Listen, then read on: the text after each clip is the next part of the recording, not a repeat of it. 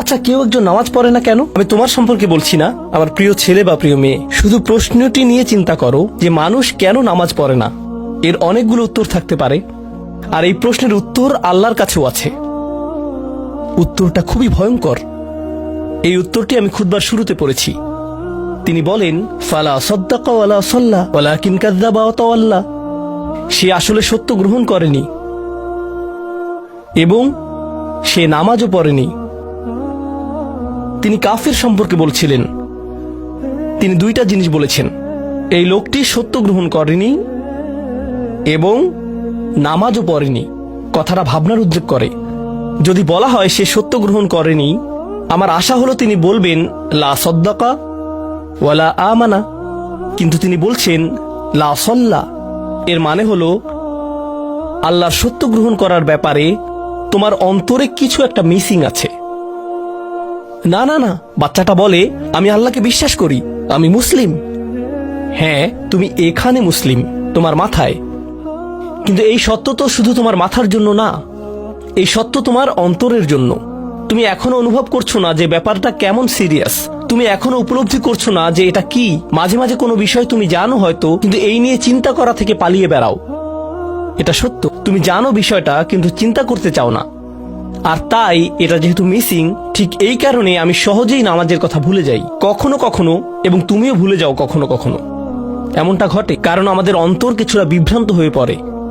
দিনের এই সত্যতা, আল্লাহকে সেই সত্যটা, সেই অকাট্য সত্যটা আমাদের মস্তিষ্কের পেছনের কোনো একটা সেলফে গিয়ে পড়ে থাকে। আমরা অন্য কিছুতে ব্যস্ত হয়ে পড়ি এবং এই নিয়ে আর চিন্তা করি না। আল্লাহ এটাই বলেছেন। সুতরাং তোমার নামাজ পড়া আল্লাহর প্রয়োজন নেই। এমনকি তুমি যদি নামাজ পড়ো, আমি পড়তে বলছি এই কারণে, তখন কি করো? নামাজের জন্য কিভাবে নিয়ত করো? তখন আমি 4 রাকাত নামাজ পড়বো, দাঁড়ালাম, কারণ আমার আব্বা বারবার পড়তে বলছেন। আল্লাহু আকবার।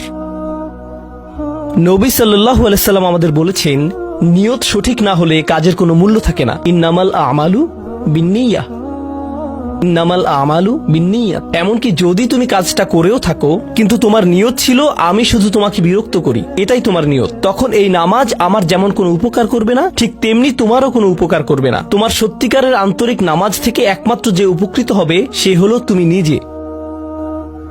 এখন এটাই সেই প্রশ্নের উত্তর যে কেন একজন মানুষ নামাজ পড়ে না। আরো 2টা কথা তোমার সম্পর্কে বলতে চাই। তার মাঝে একটা হলো নামাজ পড়ার উদ্দেশ্য কি, কোন কারণে পড়ব। কারণ তুমি হয়তো ভাবছো নামাজ পড়ার উদ্দেশ্য হলো তুমি যেন জাহান্নামে না জ্বলো। নামাজ পড়ার উদ্দেশ্য হলো তুমি যদি নামাজ না পড়ো আল্লাহ তোমাকে ঘৃণা করবেন। নামাজ পড়ার উদ্দেশ্য হলো তুমি যদি নামাজ না পড়ো তুমি শাস্তি পাবে, অথবা তুমি আর মুসলিমই থাকবে না, ফেরেশতারা তোমাকে অভিশাপ দিবে। সমস্ত নেতিবাচক বিষয়। আল্লাহ ওই সমস্ত উদ্দেশ্যের কথা উল্লেখ করেননি। নেতিবাচক কিছু থেকে মুক্তি পাওয়া নামাজের মূল উদ্দেশ্য নয়। নামাজের মূল উদ্দেশ্য হলো ইতিবাচক কিছুর দিকে ছুটে চলা, এটাই নামাজের উদ্দেশ্য। এমন 2 ছাত্রের মধ্যে পার্থক্য জানো? একজন লেখাপড়া করে যেন সে ফেল না করে, আর অন্যজন লেখাপড়া করে কারণ সে ওই সাবজেক্টটা পড়তে ভালোবাসে। একজন ছাত্র পড়ালেখা করছে পজিটিভ কিছুর জন্য, আর অন্যজন পড়ালেখা করছে কারণ সে এমন কিছু থেকে বাঁচতে চাচ্ছে যা নেগেটিভ। একজন কর্মচারী তার চাকরিটাকে দারুণ ভালোবাসে, আর অন্য একজন কর্মচারী শুধু চায় সে যেন চাকরিটা না হারায়। তারা একই চাকরি করছে, একেবারে অভিন্ন চাকরি, কিন্তু একজন চাকরিটা করতে পেরে কি যে খুশি, কত যে আনন্দ তার, আর অন্যজন খুবই হতাশ, সবসময় মনমরা ভাব। কেন? কারণ তাদের একজন এটা করছে ক্ষতিকর কিছু থেকে মুক্তি পাওয়ার জন্য, আর অপরজন এটা করছে উপকারী কিছুর দিকে ছুটে চলার জন্য। আল্লাহ কোরআনে যখন আমাকে নামাজ সম্পর্কে বলেছেন যে কেন আমাদের নামাজ পড়া দরকার, তিনি মুসা আলাইহিস সালামকে এই উত্তরটা বলে দিয়েছেন যখন তিনি তার সাথে সাক্ষাৎ করেছিলেন। তিনি বলেছেন, আকিমিস সলাতা লিযিকরি, আর আমাকে স্মরণ করার উদ্দেশ্যে নামাজ কায়েম করো। তোমার নামাজ ঠিক রাখো যেন তুমি তোমার রবকে স্মরণ করতে পারো। আমি তোমাকে ইতিমধ্যে বলেছি যে তোমার আমার সম্পর্কটা খুবই সীমিত, কিন্তু তোমার সাথে আল্লাহর সম্পর্কটা অনেক আগে থেকে শুরু হয়েছিল, আর তার সাথে তোমার এই সম্পর্কটা অনন্তকাল ধরে বলবৎ থাকবে। তাই সেই সম্পর্কটির কথা স্মরণে আনা আবশ্যক, কারণ ভালো যত কিছু তোমার কাছে আসে তা আসে ওই সম্পর্কটা থেকেই।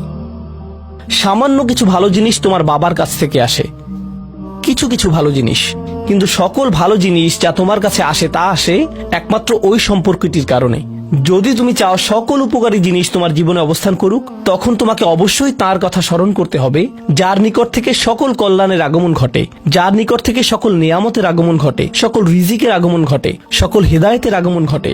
আর তাই আল্লাহ বলছেন, সর্বোত্তম যে উপায়ে তুমি এটা করবে তা হলো নামাজের মাধ্যমে তুমি আমাকে স্মরণ করবে। এজন্যই তোমার নামাজ পড়া দরকার। আচ্ছা, পরিশেষে এজন্যই তোমার এটা করা উচিত। কিন্তু তুমি এটা করছো বলেই সঠিক নিয়ত সহকারে আল্লাহ বলছেন, কেবল এখানেই শেষ নয়, এর কিছু উপকারিতাও আছে। কিছু ভালো জিনিস তোমার পথে আসবে যখন তুমি সত্যি সত্যি আল্লাহকে স্মরণ করবে। যখন তুমি আল্লাহকে স্মরণ করবে যেভাবে তিনি চান সেভাবে, আর যে উপায়ে তিনি চান তা হলো এই নামাজগুলোর মাধ্যমে। তুমি যদি এটা করতে পারো, আল্লাহ বলছেন, ইন্না সলাতা তানহা আনিল ফাহশাই ওয়াল মুনকার। এমনকি এই আয়াতেও ওয়ালা যিকরুল্লাহি আকবার, তিনি বলছেন নামাজের মধ্যে এই উপকারটি আছে যে এটা তোমাকে অশ্লীলতায় পড়ে যাওয়া থেকে রক্ষা করবে। কারণ অশ্লীলতা তোমার চারপাশে বিরাজমান, আর আমি প্রিয় পুত্র তোমাকে এটার সম্মুখীন হওয়া থেকে রক্ষা করতে পারবো না। অশ্লীলতা তোমার ফোনে, অশ্লীলতা তোমার স্কুলে, অশ্লীলতা তোমার বন্ধুদের মাঝে, অশ্লীলতা ঈদের অনুষ্ঠানে। যখন কোনো কর্নারে গিয়ে বন্ধুদের সাথে আড্ডা দাও, অশ্লীলতার উপস্থিতি তুমি সর্বত্র দেখতে পাবে। প্রতিবার যখনই তুমি অশ্লীলতার দিকে এগিয়ে যাবে, তোমার অন্তর ক্ষতিগ্রস্ত হয়ে পড়বে। আর আল্লাহ বলছেন, যদি তুমি এই নামাজগুলো আদায়ে যত্নবান হও, এগুলো তোমাকে অশ্লীলতার করাল গ্রাস থেকে রক্ষা করবে। একবার যদি তুমি অশ্লীলতায় ডুবে যাও, তখন তুমি হয়ে পড়বে যেমন তুমি যদি দূষিত বাতাসে নিঃশ্বাস নাও, প্রথম প্রথম তোমার কাশি আসবে, কিন্তু যদি এতে বেশিক্ষণ অবস্থান করো, একসময় এতে তুমি অভ্যস্ত হয়ে পড়বে। অশ্লীলতাও ঠিক এরকম। এতে আকণ্ঠ নিমজ্জিত থাকলে একসময় এটাকে আর বড় অপরাধ বলে মনে হবে না। নিজেকে এর থেকে রক্ষা করার কোনো গরজ অনুভব করবে না আর, কারণ তোমার প্রতিরোধ ব্যবস্থা দূষিত হয়ে গেছে। এরপর তুমি এমনকি আরো বিষাক্ত আচরণের জন্য প্রস্তুত হয়ে যাবে, এমনকি আরো জঘন্য বিষয় ওয়াল মুনকার, এমনকি আরো ঘৃণ্য কাজও তোমার দ্বারা সম্পন্ন হয়ে যেতে পারে। অধঃপতনের অতল গহ্বরে হারিয়ে যাওয়া থেকে এই নামাজগুলো তোমাকে রক্ষা করবে। এই জন্যই তোমার নামাজ পড়া দরকার। এই সমস্ত কারণেই তোমার নামাজ পড়া প্রয়োজন। আমি বলেছি এই জন্য না। এই সমগ্র ভ্রমণের শেষে সিদ্ধান্তটা সম্পূর্ণরূপে তোমার। কারণ আল্লাহ হয়তো আগামীকালই আমাকে নিয়ে যেতে পারেন, আল্লাহ হয়তো আমাকে 1 বছরের মধ্যেই নিয়ে যেতে পারেন। তোমার এবং আমার মাঝে যে এই সম্পর্কটা বর্তমানে আছে, এমনকি যদি আমরা 100 বছরও বাঁচি, আমরা এর চেয়ে বেশি বাঁচতে পারবো না। একটা সময় আছে যখন এর সমাপ্তি ঘটবে। কিন্তু ওই সম্পর্কটি, তুমি যদি সত্যিই ওই সম্পর্কটি সম্মান করতে চাও, নামাজ পড়ো। তোমার প্রতি এটাই আমার উপদেশ। এখন আমি পিতামাতার উদ্দেশ্যে কথা বলবো। এটা হবে ছোট্ট একটা রিমাইন্ডার আমার জন্য এবং আমাদের সবার জন্য, আমাদের পিতামাতাদের জন্য। সন্তানাদি আল্লাহ প্রদত্ত একটা নিয়ামত। তাদেরকে এজন্য দেওয়া হয়নি যেন আমরা তাদের নিয়ন্ত্রণ করতে পারি। যত বেশি আমরা তাদেরকে নিয়ন্ত্রণ করতে চাইব, তত বেশি হতাশ হব সকল অবস্থাতেই। আমি দেখেছি এমনটা, বিশেষ করে যে পরিবারগুলো তাদের সন্তানদের দিনের সুরক্ষা করতে চায়, তারা যত বেশি সন্তানদের উপর জোর করে দিন চাপিয়ে দিতে চায়, তত বেশি ওই ছেলেমেয়েগুলো অদ্ভুত সব উপায়ে বিদ্রোহ প্রকাশ করে। কারণ যে বিষয়টা আল্লাহ চান আপনি তাদেরকে প্রদান করুন, আপনার ছেলে মেয়েদের কাছে আপনার যে সুযোগ আছে সেটা তাদেরকে আপনার আদেশ নিষেধ মানতে বাধ্য করার জন্য নয়। সুযোগটা এই জন্য দেয়া হয়েছে যেন আপনি তাদেরকে এমন সব বিষয়ে চিন্তা করাতে পারেন যা শুধু আপনার পক্ষেই চিন্তা করানো সম্ভব। তাদেরকে এমন সব বিষয়ে পছন্দ করাতে পারেন যা শুধু আপনার পক্ষেই পছন্দ করানো সম্ভব। আপনার বাচ্চাটা বাস্কেটবল পছন্দ করে কারণ সে আপনাকে বাস্কেটবল খেলতে দেখেছে। সে প্লে স্টেশন পছন্দ করে কারণ সে তার বাবাকে প্লে স্টেশনে খেলতে দেখেছে। এভাবে আপনি বাচ্চাটার অন্তরে কোনো কিছুর জন্য ভালোবাসা তৈরি করে দিতে পারেন, কারণ আপনি যেরকম, আপনার পক্ষে এটা করা সম্ভব। আর যখন বাচ্চাদেরকে বলতে থাকেন তোমার হোমওয়ার্ক করো, তোমার হোমওয়ার্ক করো, আপনার সন্তানের বয়স যখন 40 হবে, সে তখন বলবে না আমি হোমওয়ার্ক ভালোবাসি, কিন্তু 40 বছর বয়সেও সে বলবে আমি বাস্কেটবল ভালোবাসি, আমার বাবা সবসময় বাস্কেটবল খেলতেন। আপনি যা ভালোবাসেন তা ট্রান্সফার হয়ে তার কাছে চলে যায়, আর যা করতে বলেন তা প্রত্যাখ্যাত হয়ে যায়। এমনটি আপনার ক্ষেত্রেও ঘটেছিল। আপনার ছেলে মেয়েদের কথা ভুলে যান, আপনার নিজের বাস্তবতাও এটাই। আপনার বাবার কিছু কিছু জিনিস যে আপনি এখনো পছন্দ করেন তা ভালোবাসার মাধ্যমে আপনার নিকট ট্রান্সফার হয়েছিল, আর আপনার বাবার ওই ব্যাপারগুলো আপনি অপছন্দ করতেন যা তিনি জোর করে আপনাকে গেলাতে চেয়েছিলেন। এখানে উপবিষ্ট প্রত্যেকের বাস্তবতা এটাই, শুধু সেগুলোই গ্রহণ করেছি যেগুলো ভালোবাসার মাধ্যমে হস্তান্তরিত হয়েছিল। ঠিক এই ইশারাটাই আমাদের পিতামাতাদেরকে দেয়া হয়েছে সূরাতুল ইসরার এই আয়াতে, রব্বির হামহুমা কামা রব্বায়ানি সগীরা। রব্বাইয়ানি মানে যখন তারবিয়া ব্যবহার করা হয় একটি চারা গাছ বড় করার জন্য, আপনাকে চারা গাছটির যত্ন নিতে হবে, এর সযত্নে প্রতিপালন করতে হবে। গাছটির প্রতি চিৎকার চেঁচামেচি করলে তো হবে না, তাড়াতাড়ি বড় হও, তাড়াতাড়ি লম্বা হও।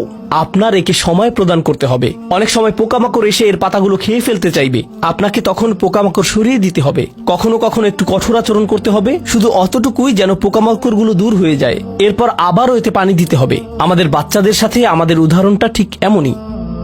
ঠিক এ কারণেই আমরা আমাদের মাতা পিতার জন্য এই দোয়াটা করি। আমি দোয়া করছি আল্লাহ যেন আমাদের সন্তানদেরকে হেদায়েত দান করেন, যা শুধু তার পক্ষেই দেয়া সম্ভব। দোয়া করছি আল্লাহ তাদের অন্তরে ইস্তিকামা প্রদান করুন, যেন তারা তাদের জীবনে সঠিক সিদ্ধান্ত নিতে পারে। আরো দোয়া করছি আল্লাহ তাদেরকে ইব্রাহিম আলাইহিস সালামের দোয়ার মতো করুন, যা তিনি আমাদের সবার জন্য করেছিলেন। রব্বি জাআলনি মুকিমাস সলাতি ওয়া মিন যুররিয়াতি, হে আমার রব, আমাকে সালাত কায়েমকারী বানান এবং আমার বংশধরদের মধ্য থেকেও। আল্লাহ তাআলা এখানে উপস্থিত পিতামাতাদেরকে, আমাকে সহ সবাইকে এমন দৃষ্টান্তে পরিণত করুন যে আল্লাহকে ভালোবাসে এবং যে নামাজকে ভালোবাসে, যেন আমাদের ছেলেমেয়েরা নামাজের প্রেমে পড়ে যায় আমরা যেভাবে নামাজকে ভালোবাসি তা দেখে। বারাকাল্লাহু লি ওয়া লাকুম ফিল কুরআনিল হাকিম ওয়া নাফা'নি ওয়া ইয়্যাকুম বিল আয়াতি ওয়াজ যিকরিল হাকিম।